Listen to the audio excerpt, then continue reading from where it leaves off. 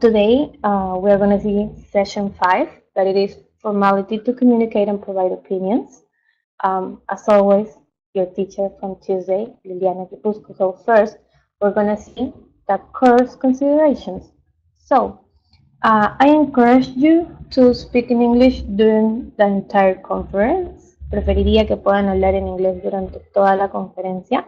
En caso de que no puedan, pueden escribir en español, no hay ningún problema. You can ask questions during the course of your conference. Pueden realizar preguntas durante el transcurso de la conferencia y hago una pausa y respondo sus dudas. I will really appreciate if you can share some anecdotes, experiences, or maybe problems that you're having right now related to the subject that we're going to talk about in order for me to help you. Asimismo, agradeceré que puedan compartir anécdotas, experiencias o cualquier problema que puedan estar teniendo en el momento para poder apoyarlos. At the end of each session, we will have an exam of 10 multiple choice questions with 4 alternatives. Al final de cada sesión vamos a tener un examen de 10 preguntas de opción múltiple, 4 alternativas. Good evening, Pedro. Como siempre, chicos, la clase va a ser totalmente dada en inglés. Si es que tienen algún problema, me lo hacen saber y les explico ciertas partes en español. Para palabras que yo pueda creer que no pueden conocerlas, les voy a decir en español. Pero la idea es que podamos llevar una clase completamente en el idioma inglés. ¿Ok? So, first of all, in this case, when we are talking about import business, how polite should we have to be with other people, with our customers, or with our suppliers of our products? So, as always, first, when we know a new word, what we have to do is go to a dictionary. So now we're going to see what the dictionary says about it. So, as always, I have chosen 2 dictionaries, Cambridge Dictionary and Oxford Dictionary. So, according to Cambridge, it says the polite, it is behaving in a way that it is socially correct and shows understanding of and care for other people's feelings. So, for Cambridge, polite means to be socially correct and care about for other people. On the other hand, Oxford Dictionary says that it is having or showing a behavior that is respectful and considerate to other people. So in this case, Oxford Dictionary says the word respectful. So how polite should we have to be with other people? So as far as I have seen in the years that I have as an experience and also with other people, politeness will always take you very far, not just in business aspects, but also in personal aspects, because other people, other suppliers, other customers, clients, they will see us like really nice because they will know that we are respectful with them. Especially, we have to be careful when we're talking to another cultures. For example, when we talk to Asian cultures, we have to be very respectful because they have a hierarchy, and they are like, if you are older, you have to show more respect to those people. So, what should we be careful about when we're talking to other people? So in this case, you should be very careful when you are interrupting. In this case, you should never interrupt someone when they're speaking. You should always let them finish the sentence or what they're saying before you can express yourself. But there are some times that it is okay to interrupt another person. In this case, the exception is when you are short on time. For example, you know that you already an appointment with someone and you have just 1 hour and you are talking and things get off topic, and you already seen that you only have 10 minutes left for your appointment and you haven't discussed what you needed to discuss about. So in that case, you can interrupt the person and let them know that you're short on time so you can get on track back to what you need to talk about. The other exception is when you are off topic. When you're talking to a supplier, in this case, I always talk from people, especially from the United States and from China. When you build a relationship with your supplier or your client, uh, you just don't build a business relationship. You start making like a friend relationship. Friends. You become friends. So sometimes when you are talking on the phone, you can get really off topic because you will start to talk about how how you are, how are things going with the family, how's the weather. So it is more likely to go off topic when you are a friend with someone. So in that case, if you are talking to someone and you are off topic and you know that you don't have that many time, or maybe you're talking on the cell phone and you know that if you're talking on the cell phone to to a person that is abroad, it is going to be very expensive. So that's okay if you can interrupt in that case.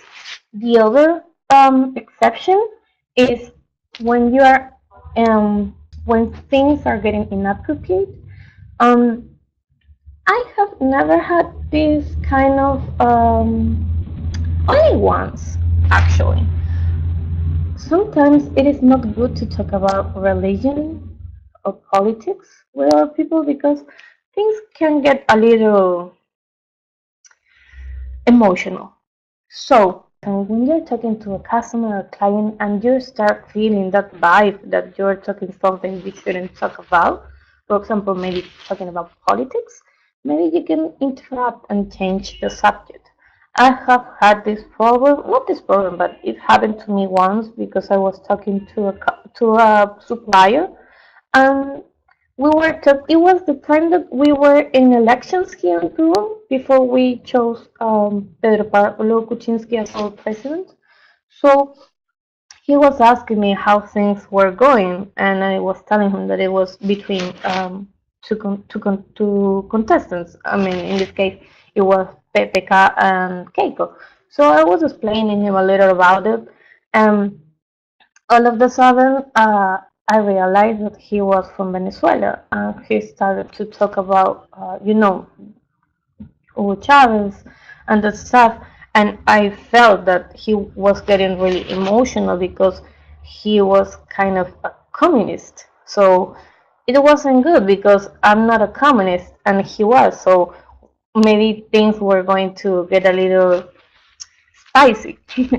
So myself, I can control myself, but I could sense that he was getting a little emotional with the conversation. So I interrupt him very politely and ask him to go to the subject that we had to talk about. That it was the business that the product that he was selling me. So for example, is another way that it's another exception that you can interrupt someone. So in these cases, when you're short on time, off topic, or inappropriate, how can you tell the other person respectfully to change the subject? There are a couple of sentences that I have chosen. That is, for example, this one. Let me check. For example, this one. I don't know if you can see. Maybe you can say, "Excuse me, I know how valuable is your time, so I think maybe we should stick to the topic that it is about me buying you this product." You can use that sentence.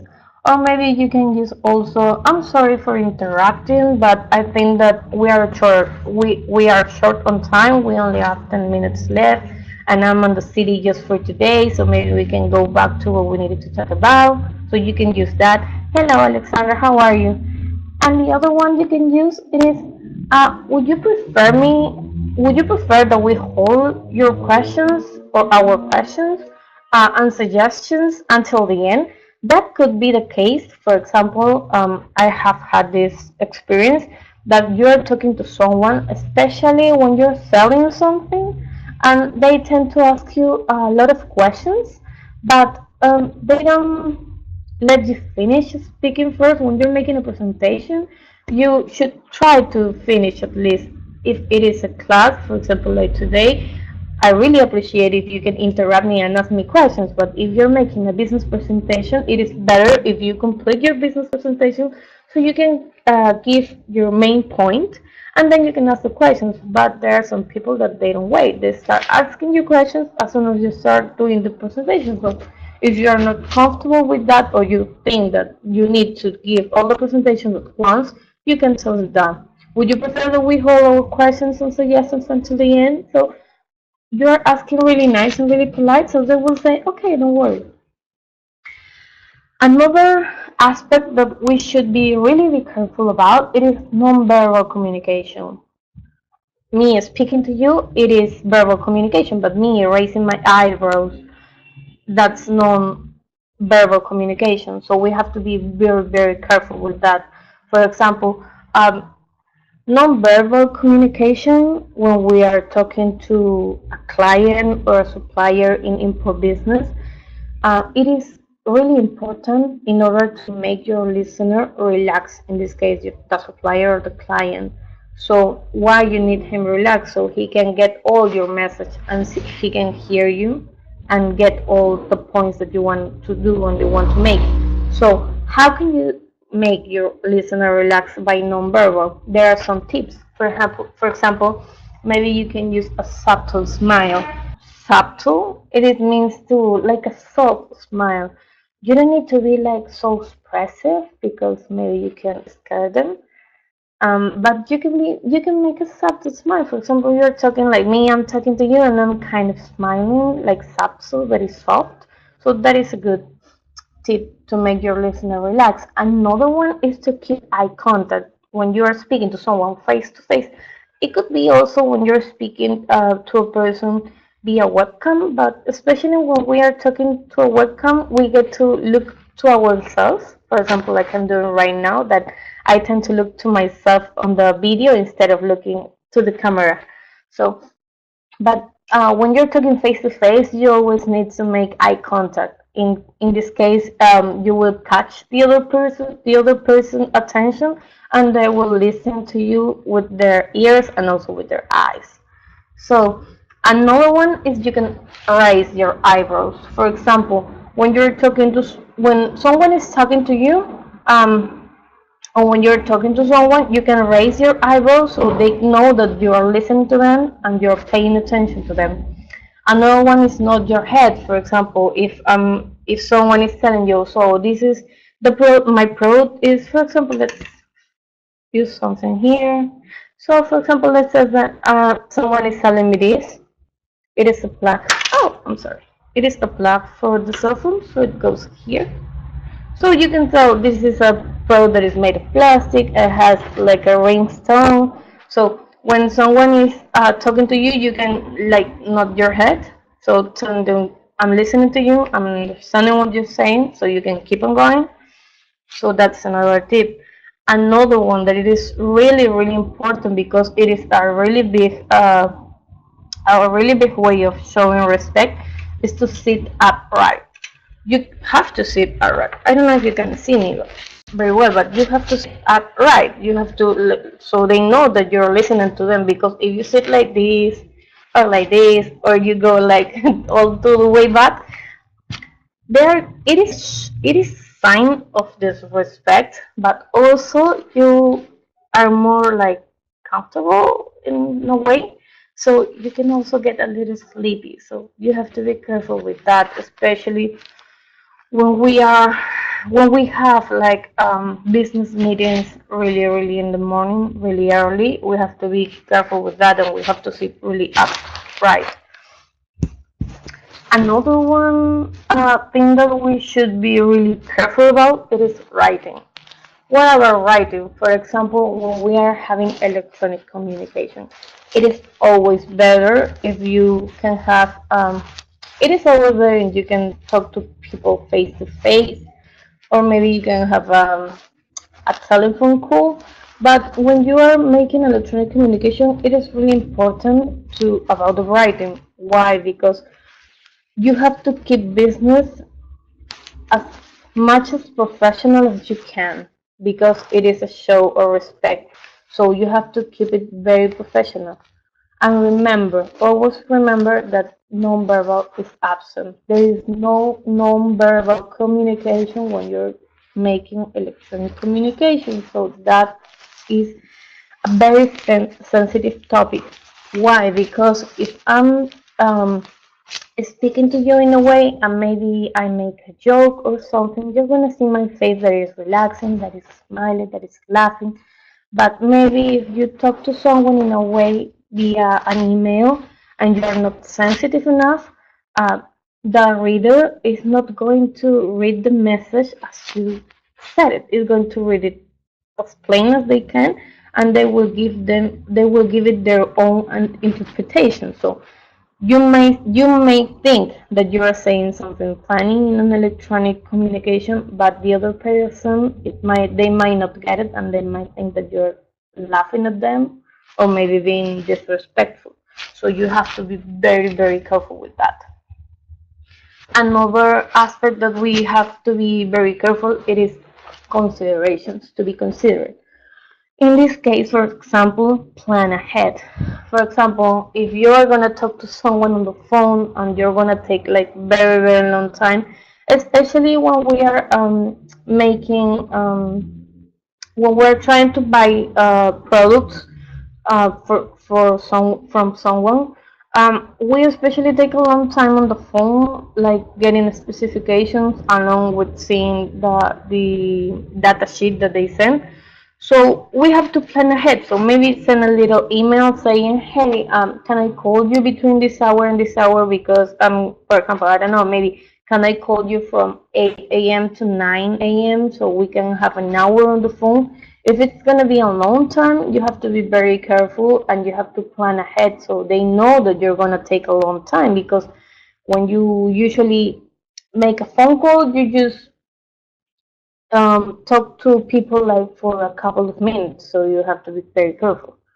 The other one is try to avoid as much background noise as you can when you're speaking on the phone. For example, if you know that you work from home, you have noise on the background, you have to be very careful. For example, I can give you an example from myself. Um, I usually speak to people from China, so we have a very different time zones. We're in different time zones, so usually I call them what we are here at night, and they are on their offices in the morning. So what's my background noise? I have two dogs, and they're really small dogs. So as you know, small dogs can be really loud. And when someone knock on my door on the or the garbage truck comes by, they like bark, bark, and bark really, really loud. So every time I know that I will have to work from home and talk to someone on the phone for business, or for example for today for a class, I plan ahead and I take my dogs to another place so they don't make my background noise. Maybe in your case could be maybe children if you have children. Maybe if you are in a place that is really, really loud. I don't know if you can see that I live in a main avenue, so there are a lot of cars, but right now it is not so loud. But on Friday or Saturday, there's a lot of noise. Except for especially on Saturdays, there's a lot of noise. So when I have to talk on the phone, I don't do it here. I have to go downstairs and get into a smaller room so any background noise doesn't interfere. Another one it is to respect hierarchy. This is especially with Asian people. They respect a lot of the elder people, the older people, but also in every place, because we get to tell older people Mr., Señor, Señora, Mrs. means. So we have to respect that. We have to always use Mr., Mrs., or Miss if we know person their marital status. We have to do that. We are going to see when we talk to another people from abroad that they're going to do the same, because it is a sign of respect. Another one is to avoid conversations about people that are not present. think that it is a basic one. We always don't have to talk about people that are not present. Sometimes it is a little hard, especially, for example, I have this problem with when I am talking to a supplier, and the person that is I'm the person in the middle between the supplier and the buyer, and the middle person that makes all the connections, or the in this case the international trade communications, and also the translation. So when the buyer is not present, the supplier is going to try to talk to me about the other person that is not present. Not in a mean way, but they will going to ask you, hey, what about this person? Can you tell me what price he needs, or anything they can scoop from you for getting, like, make a better strategy to their sale. So you always have to be careful with sensitive information. Try to not talk about the people that are not present. In this case, I will not talk about how much is my buyer willing to pay to him if my buyer is not there in the room. So you always have to be careful with that. Now, some tips for interaction, business interactions. In this case, you have to always greet courteously. We already in previous sessions about the greetings, how to greet everyone in a formal way, about also time zones, how we have to be very considerate to people that are not on our time zone. So that is a must do. Another one, it is to thank at the beginning and also to thank at the end of every conversation or request. This is also a must. We always have to thank people for receiving us, and at the end we have to thank them for also having us there. And when we are going to ask for something, we also have to thank them. Another one is to be more polite and formal if you do not know someone. For example, if I'm meeting someone for the first time, will not I will not call them by their name. I have to tell them sir or miss or Mrs. until the other person can maybe call me by my name, so I know that there's a little more maybe we are building more of a friendly relationship, so we can move forward and be a little less, not polite, but not so straight. So that is important. Another one is to listen. When we are in a business meeting, we always have to be very, very careful, and not always careful, but also very with our eyes and with our ears open to what the other people is saying, so we can take notes, so we can be pay attention. Another one is that when we are having maybe a customer, a client, a supplier that it is complaining or that it is angry, we have to remain calm and listen to them, what they have to say, and then try to solve the problem. I have had, especially a lot of these kind of issues, not only in person, also by telephone, also by email. So we have to remain calm. I remember that once I wrote to a supplier to the United States, and it was the first time that I was writing to him, so I was really, really polite to him. And I was presenting myself, and then I said that I needed some products, and I wanted to know if he can supply it to me. What was the price, the time zone, the lead time, how much it means, how much he was going to take to send me the products. So then he wrote back to me, but he was angry, and I could sense. So he was telling me that he didn't want me to write him back because he was not going to sell me, but in a really like unpolite way.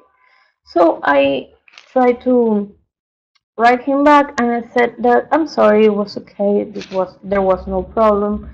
So then he started me to send me more emails. So it was funny because he sent me like two more emails or three more emails, I can remember very well. But it was nonsense. I mean, he was trying to pick a fight. It was really weird.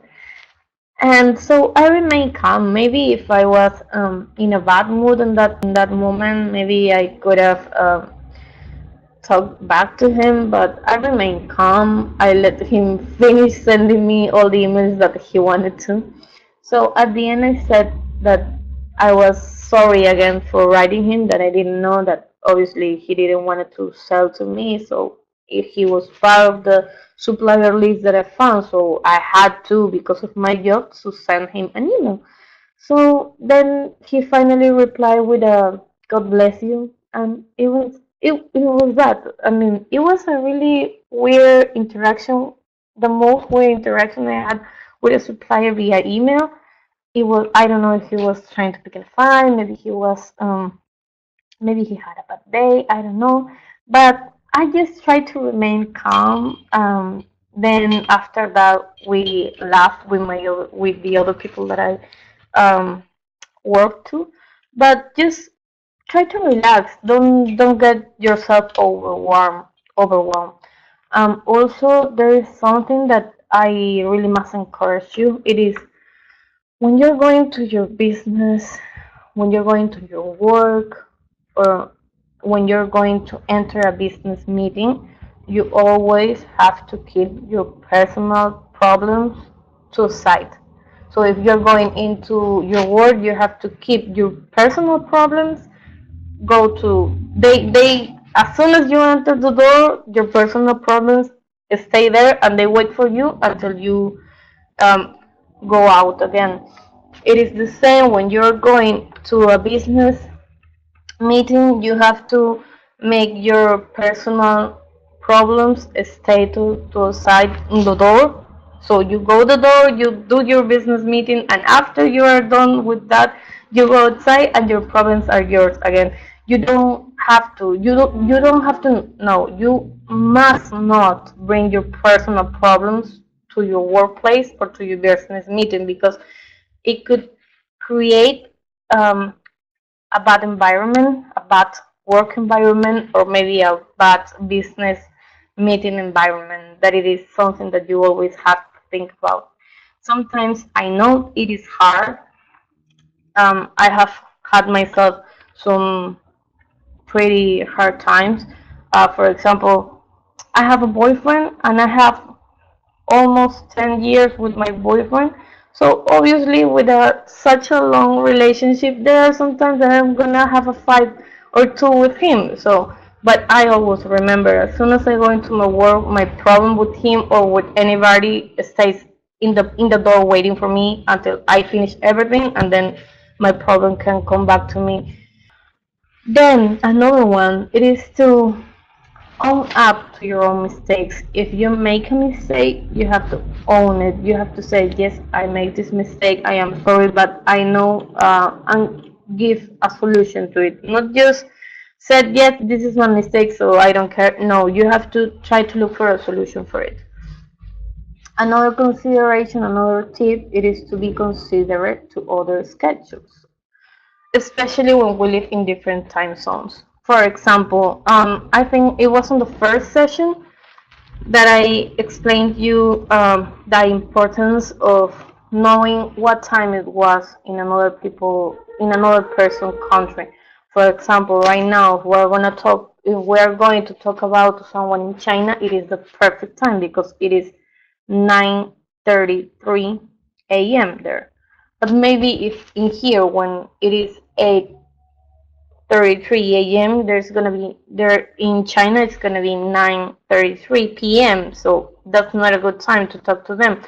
So what I used to do when I had to talk to people in China and I was on the office really early, I just have to wait until 6 p.m. So it was like 7 a.m. in China and call them from my office. Maybe if I knew that the person was going to, they went to the office a little late. I just had to bring the work to my house and call them from my cell phone, or talk to them via email, or talk to them via maybe um, via some kind of chat to them. But really be considerate to their schedule. When you are talking to Chinese people, Japanese people, they're really considerate to your time. They never gonna write to you in times that are out from. They always write to you when it is between 8 a.m. and maybe 6:30 p.m. Past that time, they will definitely not talk to you because they are really considerate to that. They always check what time is it in the other people's country, and you should do that too. Another one it is, do not point out when someone else is being unpolite. So when you are in a business meeting or maybe talking to a supplier or a client and this person is being unpolite, you don't need to point that. Why? Because maybe that person it is in a bad mood, it, he or she had a bad day, and you will pick a fight for nothing at all. And maybe you can lose a sale, or maybe you can lose a supplier because you couldn't keep calm. So you always have to be really polite, and if someone is being rude to you, um, you just have to ignore them. If they're being too rude for you, maybe you can politely say, "Excuse me, I think that you are talking to me in a polite way or in a rude way, so maybe we can change the subject that we're talking about." No. So those are really good tips for business interactions. Also, one that I can give you myself that it is that maybe it could be a little funny, but it is like really important is to eat before you go to your business. I don't know if you have had this problem, but I usually miss breakfast. So I don't eat breakfast sometimes in the morning, so maybe when I had business meetings in the morning, I went to the meeting and then I knew that I was hungry, but it was just not the hungry part. It was that my stomach was hungry and my stomach was making noises. So my stomach was like, so they look at me and they said, "What happened with you?" And I was like, "I'm sorry, I just came like really, really early and I couldn't eat breakfast." So it could be a little weird and it could be a little uncomfortable for the other person. So it is always good for you to try to eat your breakfast or something before you go to a meeting, so your stomach sounds that don't interrupt the meeting. So now we already saw the formality to communicate, and now we're gonna see the provide opinions part. So let me find giving opinions. When we provide opinions in Spanish, we have polite ways of giving opinions and formal ways and informal ways. It doesn't mean that it's not polite. It is just one that we use when we don't know people and when we are talking to someone that it is up on our hierarchy, and always and have informal ways of speaking to people that are maybe our friends or in our same level. For example, Natalia, you were a general administrator, so maybe when you were talking to the person that writes that it is the driver of the company that you talk of the company that you work in, or maybe you as a general administrator when you were talking maybe to the administrator assistant, they will going to refer to you like señora or señorita maybe, but talk to you in a formal way because you were the boss, right? So it is the same as giving opinions in English. We have informal ways and we have formal ways. So the most common expressions to give an opinion in an informal way, it is I reckon. I reckon it is kind of I yo creo. So I don't think if you have heard about iRecon, it is not usually use the iRecon, but it is an alternative that we have. So you can say, I reckon that this water bottle it is too soft, just for an example. Another one could be if you ask me, then comma. So you can say, if you ask me, I don't like that color because it is not appropriate or something. Another one it is to say frankly speaking. So maybe you can say frankly speaking, I think that your price or frankly speaking, your price it is too high. I have found another one that is um, less expensive. So those are three ways of giving opinions in an informal way. They are not the only ones. They are just the three most important that I found and that I wanted to share to you in this case. Not more important, but the three ones that I found that maybe you didn't use too much because I reckon if you ask me, and frankly speaking, it is not commonly used. So now, in the formal ways, we have a lot of ways. In this case, these ones that we have here are used for formal ways, but are ambivalent, so they can be used also as informal. In this case, I can say I think to my superior, maybe to the owner of a company, but also I can say I think to someone that is on the same level or maybe a friend because they can be used in both ways. So the formal ways or the formal expressions that we have to give opinions are I think. For example, I don't know. I think that this color it is really cute. For example, another one we can say in my opinion. It is another way to say I think. So I could say in my opinion this coin is too small. For example. Another one is in my view, so what I think, how I see things. So in this case would be in my view that product it is not of a good quality, for example. Another one we can say is it is as far as I am concerned. In this case would be um, it would be like in Spanish um, hasta donde me preocupa o hasta donde tengo entendido. Kind of. So we could say, as far as I'm concerned, that I don't know, maybe as far as I'm concerned, this alcohol gel it is not a good quality, for example. Another one we can say is personally, so it means that you are talking about what you think, your personal thinking. So you can say personally, I think that, or personally, that jacket is too large, for example. Another one it is to say to be honest. Maybe I can say maybe when you're talking to someone, maybe to a supplier, they are selling you I don't know maybe this. I have a lot of Hello Kitty stuff in here, so maybe they are selling you this, and they tell you it is no maybe $10. So you can say to be honest, I think this product $10 for this product it is too much, for example. Another one that is kind of similar to be honest, it is to be frank. So you can say to be frank, your product is too expensive. Another one it is it seems to me that. It could be like in Spanish, me parece o siento o yo siento que para mí eso es kind of that.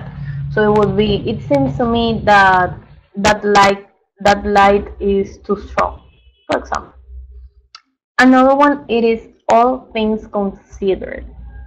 It could be in Spanish kind of like a considerando todas las cosas. So you can say all things considered, I think that your product it is the best one for me. So those are ways to give opinions in formal ways. like I told you, you can use these ones, the formal ways. You can use them also as informal. So you can use with someone that it is at your same level, or maybe to your friends, you can use formal ways. It is okay. So now we're going to see we're going to keep seeing how you express your opinions. So there are some ways to, or some expressions to talk to someone when you are beginning or when you are starting business meeting or maybe a conversation. So in this case, when you are starting a business meeting, you can say, I would like to begin by saying that my product, it is really good and it is a good quality, and you keep continue giving your opinion. You can also use the expression, I would like to mention briefly that.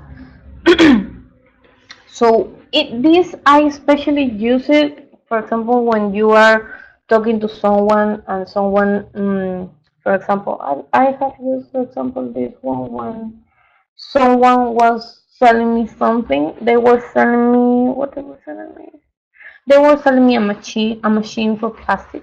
So they were starting to give me a lot of information that it was too technical information for me because I'm not an engineer. I'm a international trade administrator. So I was talking to the Chinese lady that was an engineer, and she was selling me a plastic machine for making. I don't know if you have seen this kind of, for example, this kind of products that are made of plastic. So she was selling me a machine to do this kind of things made of plastic. So she was starting to talking to me about the power, and I was okay with that. But then she was started talking to me about too technical stuff that I just wasn't getting anything because I'm not an engineer, and my company engineer wasn't there, so I was just there to talk about the price and also the commercial the commercial part about how much time they were going to take to send me the product and which Incoterm we were going to use. So in that case, I interrupt her for a little moment and I say, excuse me, I would like to mention briefly that I'm not an engineer and I don't really understand what you're saying, so maybe you can take it down a little bit and speak in a more common way to someone that doesn't know anything about engineering at all. So that's a way to begin in. That would be a way to using that expression at the beginning of an commercial interaction. Also, in the beginning, when you're trying to make a point, you can use the following. You can say, there are, for example, 3 points I would like to make. For example, like I can say to you right now, there are 4 points that I would like to make. We're going to talk about beginning, giving examples, preference, and disagreement. So I mentioned the 4 points that I wanted to make. So that's another example.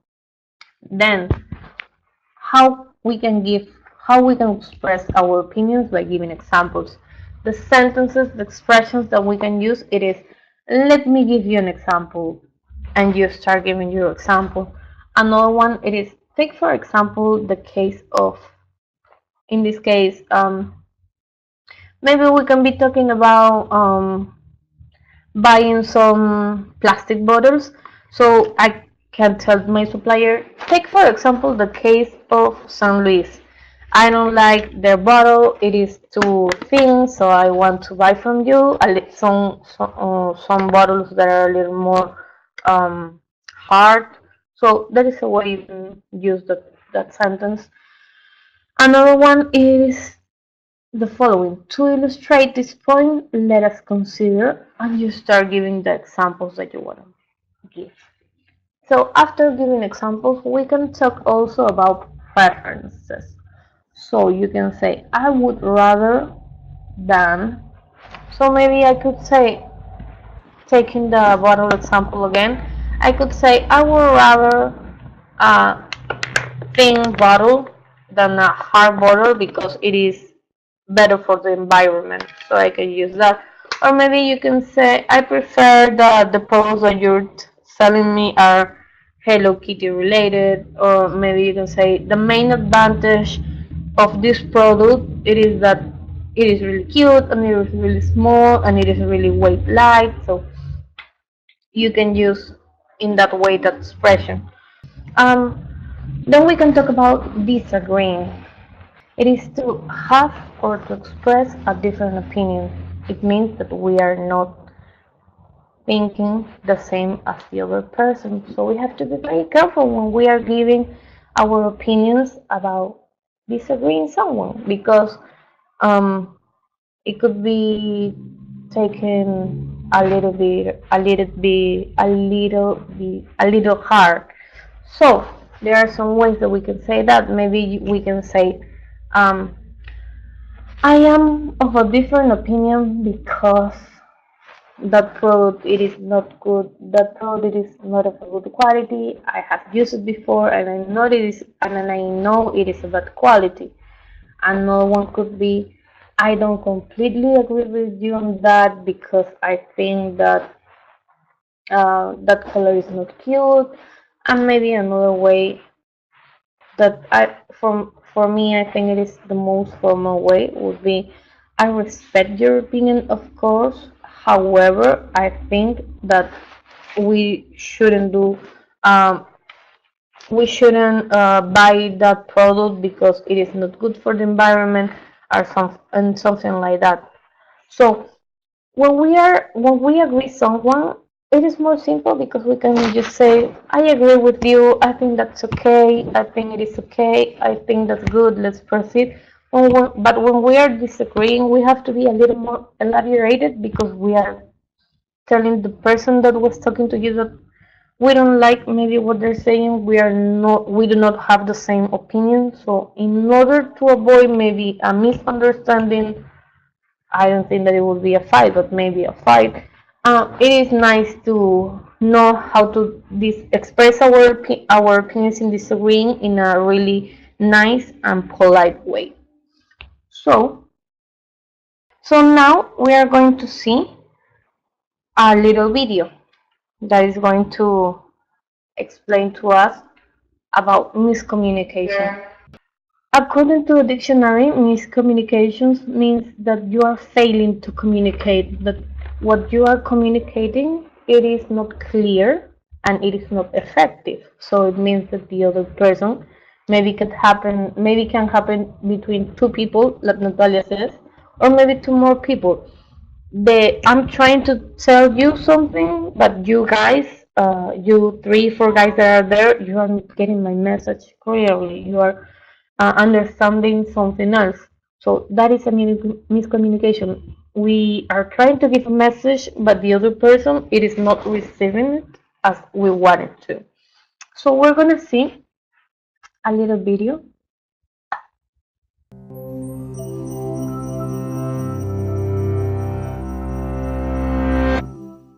Have you ever talked with a friend about a problem, only to realize that he just doesn't seem to grasp why the issue is so important to you?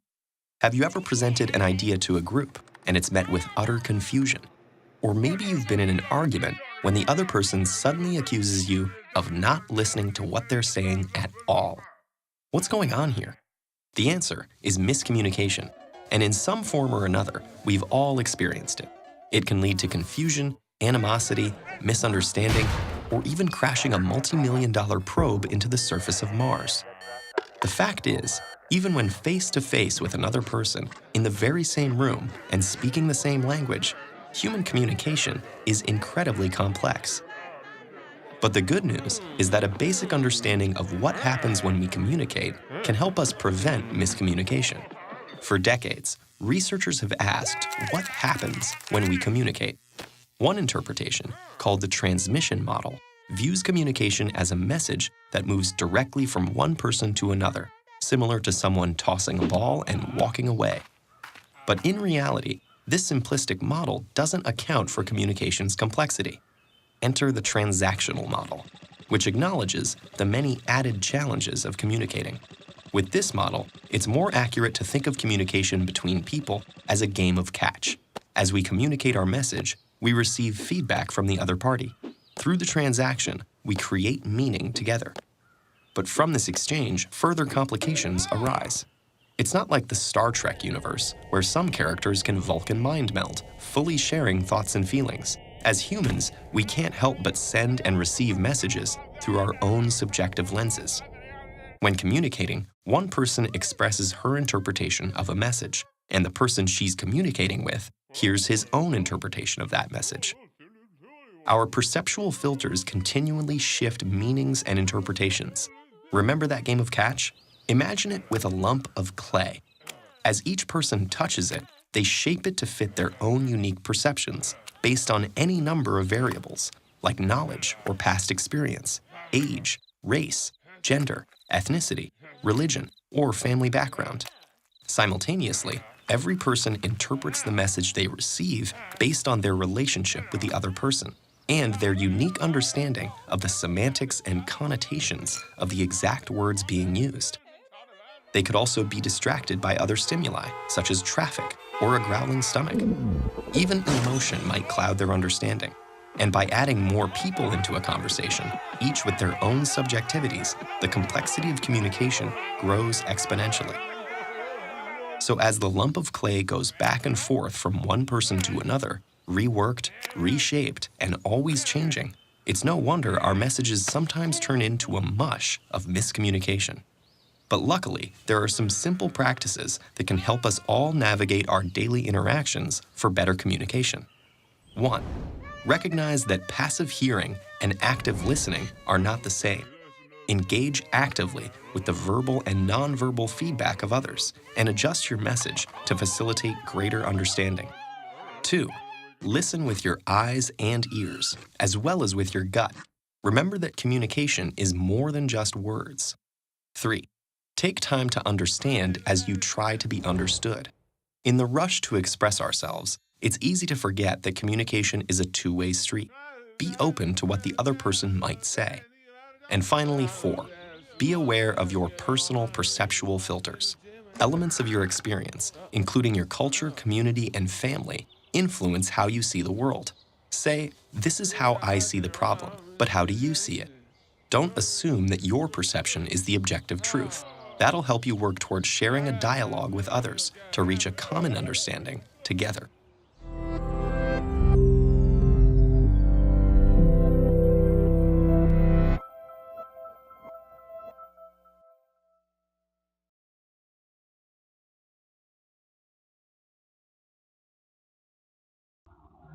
Okay, so as we saw on this video here, it talks about miscommunication. We have talked about this past hour about how to communicate ourselves, how to give our opinions, and how to formally communicate. But it is not going to do nothing if we know how to talk and if we know how polite we should be, or how to speak, how to provide an opinion, if we create miscommunication. So we must not let miscommunication happen.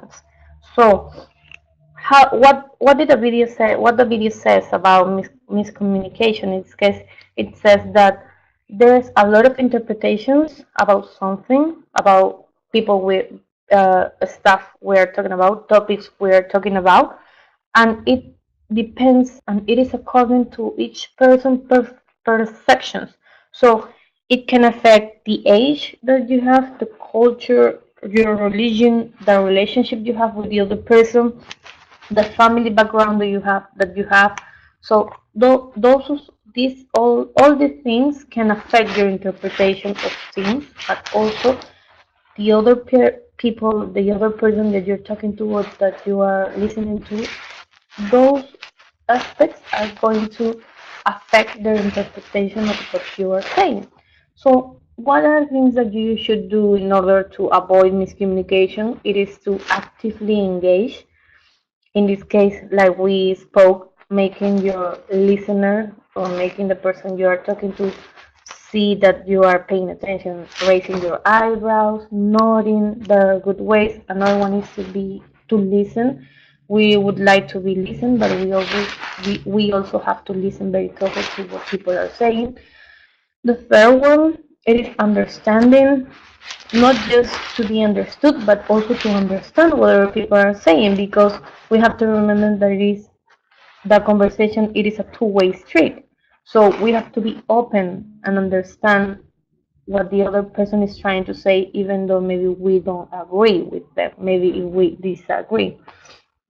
And the last one is to know about personal filters. Like the video says, there are a lot of aspects like family background, age, culture, religion, and relationship with the person that you're talking to that is going to affect how you see things. So in this case, you never have to assume something, you always have to ask. So if you finish your business presentation, or if you're in the middle of a business presentation, you have to ask, did you understand what I said? And if they say yes, you can ask for feedback. So you can say, can you tell me what did you understand? What do you think about what I said? So they will tell you, I think that is good, that your product it is of a good quality, that you have a really good price. So you can say, you can notice if the message that you wanted to give was well understood. If not, you can say, well, I'm sorry, excuse me for interrupt you, but I think you didn't get the message that I was trying to give. So what I was trying to say, and you rephrase and you explain things in another way, so miscommunication stop happening and you can have an effective communication. So finally, these are the references from everything we used today. So you can check them. There are a lot of nice information from there. The examples that I gave you are from my own, the experiences that I had, and there you can have a little about the theory. And well, finally we are 1 hour past the hour, 10 minutes past the hour that we had. So it was a really nice class. Finally, I want to thank you for your attention. I want to thank you for being here. Así que finalmente, chicos, agradecerles por haber estado presentes, por haberme prestado atención. Espero que hayan aprendido bastante.